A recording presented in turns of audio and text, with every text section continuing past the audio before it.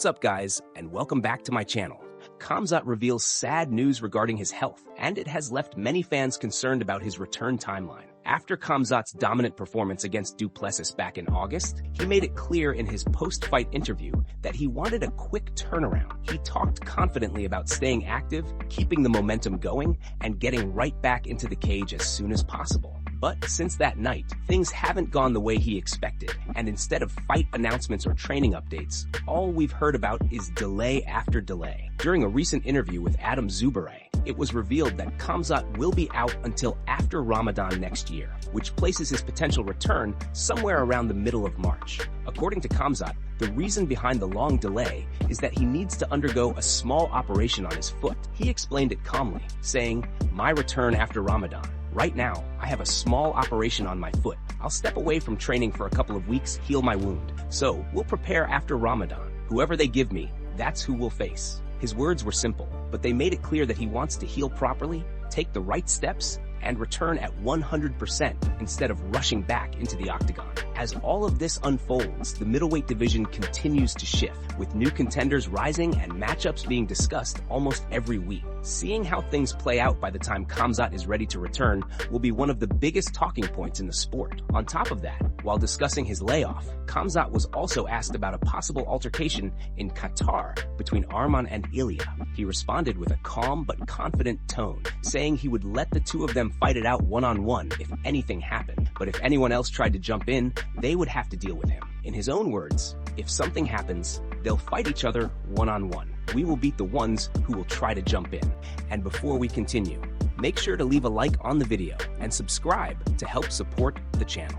Moving on to another news, the conversation around who will be Islam Makhachev's toughest opponent has been heating up. Many fans are debating whether it's Ilya, with his explosive striking and ability to knock anyone out, or Shavkat Rakhmonov, who brings size, strength, and high-level wrestling that could potentially counter Islam's grappling. But according to Colby Covington, the answer is clear. He believes Ilya is the most dangerous matchup for Islam. In a recent interview with Helen Ye, Colby explained why Ilya stands out among all possible challengers. He said that everyone wants to see that fight, whether it happens at lightweight or welterweight, because it's the matchup that needs to be settled. He pointed out that Ilya's low center of gravity makes him a lot harder to take down and keep down. Being shorter and more compact, he's naturally built to defend takedowns more effectively than taller fighters who give up leverage. Colby added that Ilya has strong jiu-jitsu and, in his view, would likely be able to get back to his feet repeatedly, even if Islam managed to drag him down.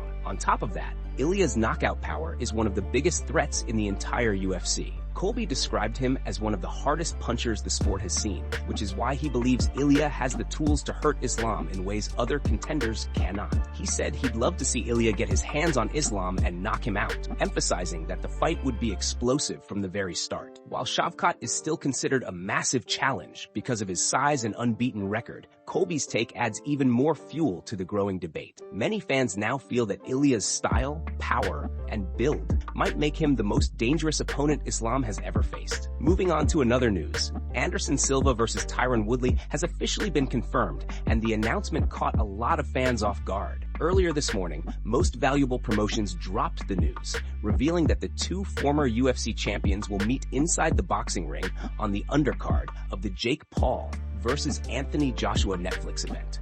This matchup adds even more star power to a card that was already generating massive attention. According to the details released, Silva and Woodley will be competing in a cruiserweight bout set at 195 pounds. The fight is scheduled to take place on December 19th, making it part of one of the most talked about crossover boxing events of the year. For many fans, this pairing feels like a throwback, bringing together two legendary names who defined eras in MMA and now get a chance to settle things in boxing. Silva has already built a strong reputation in the boxing world, with his performances against names like Julio Cesar Chavez Jr. and Tito Ortiz, while Woodley has stepped into the ring before in his two fights with Jake Paul. The stylistic clash, combined with their shared history as former champions, makes this matchup one of the most intriguing additions to the card. Moving on to another news, Venom has officially revealed Conor's custom UFC shorts for the upcoming White House event, after what appears to have been an accidental early leak months ago. Back in September,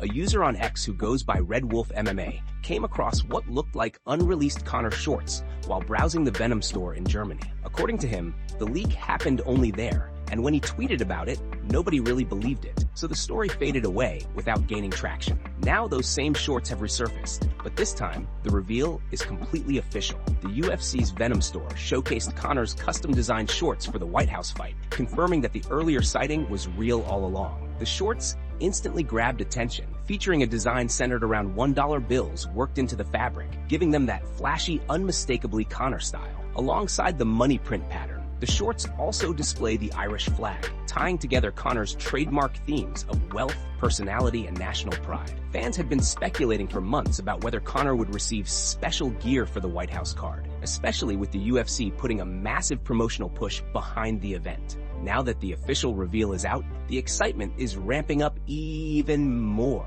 with many calling these some of the most unique shorts Conor has ever worn. The Venom store rollout confirms that these are the exact shorts he will use on fight night, making this one of the standout gear reveals ahead of the historic event. Moving on to another news, Ben Vickers has spoken about the recent JDM injury rumors during an interview with Submission Radio. When asked directly, Vickers neither confirmed nor denied anything, making it clear that speculation wasn't something he planned to entertain. He explained that when a fighter commits to a bout, it doesn't matter what might be bothering them physically. If something was wrong, he said they weren't going to reveal it, and if nothing was wrong, they still wouldn't say. Vickers emphasized that once the team decided to step into the cage, it was because they believed JDM could win that fight. That belief alone was what mattered to them. He added that there would be no excuses and no attempts to rewrite what happened. According to him, they simply didn't do enough on the day to get the job done, and that was the end of it. Moving on to another news, Daniel Cormier says Shavkat will be tough for Islam Makhachev, and he believes Shavkat might actually be the biggest threat Islam has ever faced. In a recent discussion, Cormier broke down why he thinks Shavkat's combination of size, strength, and skills could create serious problems for the lightweight champion. He explained that when you look at Islam versus Shavkat, the first thing that stands out is Shavkat's sheer size. He's naturally bigger, carries more power, and uses his frame extremely well in grappling exchanges, which could make Islam's usual control much more difficult to establish. Cormier also highlighted Shavkat's wrestling ability, saying that unlike many fighters who struggle to defend Islam's takedowns, Shavkat has the strength and technical awareness to keep the fight competitive on the ground. On top of that, his striking is sharp, dangerous, and constantly improving, giving him multiple ways to threaten Islam throughout the fight. According to Cormier, if Islam were ever to face Shavkat, it would easily be one of the hardest fights of his career, simply because Shavkat brings a rare blend of size, skill, and composure that few others can match. With the debate heating up about who truly presents the toughest challenge for Islam, Cormier's take adds even more energy to the conversation, especially as fans continue comparing potential matchups and imagining how these high-level fights might unfold. Moving on to another news. After seeing everything JDM went through at UFC 322, Renato Moicano admitted he actually feels sorry for him. Speaking on the latest episode of the Show Me the Money podcast, Moicano broke down the situation in a way that was brutally honest, almost harsh at times, but very real. He questioned how anyone could expect him, or any lightweight for that matter, to beat Islam on short notice when even JDM, a world-class welterweight with a full training camp, couldn't generate any real offense. According to Moicano, the reality of what happened in that fight shows just how big the gap is between Islam and the rest of the division right now. Moicano said JDM looked mentally defeated from early on, and by the later rounds, he even appeared close to tears. He didn't say it to mock him, but to highlight how overwhelming Islam's pressure can be. He repeated the point that JDM had months of preparation, full focus, a full camp behind him, and still struggled to handle the pace, the grappling, and the constant threat of submissions. Meanwhile, Moicano pointed out that people were expecting him to jump in on just one day's notice and somehow do what JDM couldn't. He called that idea impossible,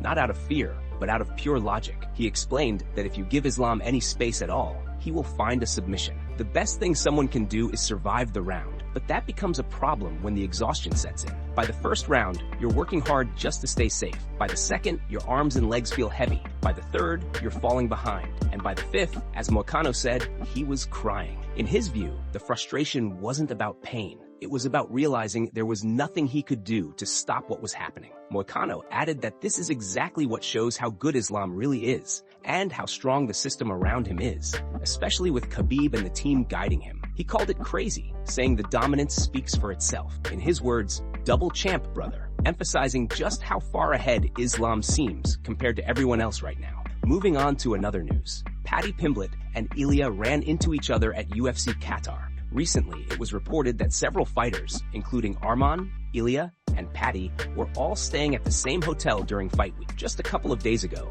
there was already a close call when Arman and Ilya nearly crossed paths while getting on and off elevators. Now it looks like we have an actual exchange between Paddy and Ilya during the weigh-ins this morning. Footage surfaced online showing the two interacting. It started with Paddy casually saying, "What's happening? Everything all right?" Ilya responded by calling Paddy out, and Paddy quickly fired back, telling him to calm down. The moment was brief but tense, and you could feel that history between them bubbling up again. Alvaro Comenro shared the footage on X, capturing the short but heated interaction. You can hear the two saying, "What's up, bro?" followed by, "What's up, man?" before Paddy finally tells him, "Calm down." Ilya replies with, okay, let's just leave it." And that's where it ended. Security immediately made sure nothing escalated. The UFC staff has been doing an excellent job keeping fighters separated throughout the event, especially with so many rivals staying in the same hotel and moving through the same areas. Despite the verbal jabs, nothing physical came from it, and both fighters went their separate ways.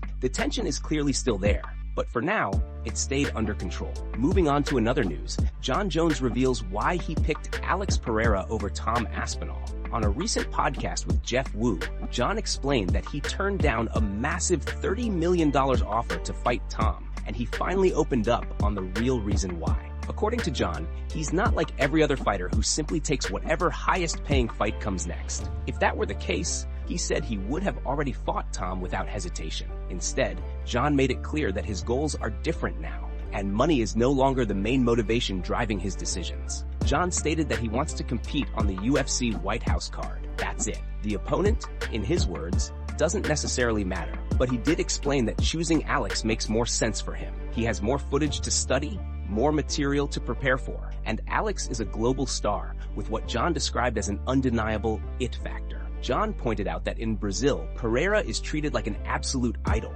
and even his simple catchphrases have taken on a life of their own with fans. For Jon, that kind of star power adds meaning to the matchup. He also mentioned that while Tom is the bigger man physically, he believes a fight with either one would end the same way if he managed to get them to the ground. Jon wasn't shy about contrasting their careers either. He recalled that when he was 23, he was already fighting the best fighters in the world, while he remembers Tom, around that same age, getting dominated opponents most fans have never heard of. Because of that, Jon feels he doesn't need Tom, especially after his most recent performance. Jon emphasized that fighting just for the sake of fighting no longer makes sense to him. The only thing that brought him out of retirement was the opportunity to compete on that historic White House card. But this raises a bigger question about the politics behind the scenes. With Jon openly stating that he returned solely for that card, some wonder whether Dana White will agree. Dana has always considered Jon the greatest of all time, but Dana also has a long memory and is known to hold grudges.